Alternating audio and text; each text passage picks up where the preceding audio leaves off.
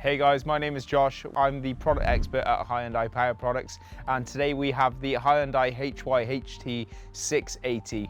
It's a 680 watt corded electric hedge trimmer. It has a 61 centimeter cutting blade with a 24 millimeter cutting width. It has a 90-degree adjustable handle, a long 10-meter power cable, and a fantastic 3-year warranty. This unit is very easy to use. It has a 180-degree rotating handle, which makes it super easy to get those perfect angles when you're trimming your hedge. It has the dual handle safety feature, so you won't be able to engage the hedge trimmer without pulling both of these down.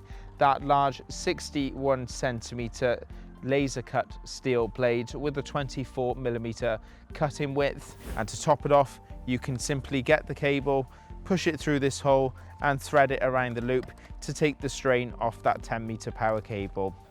So before we get started guys, safety is #1 priority. So we're going to put our safety goggles on, put our gloves on before we use the machine, and then we are good to go. So to operate the machine, first of all, take off your protective sheath like so. It's very much a plug and play option, so you just plug the power in. You've got your 2 handles, pull the first one in, and then the trigger will allow you to use the machine.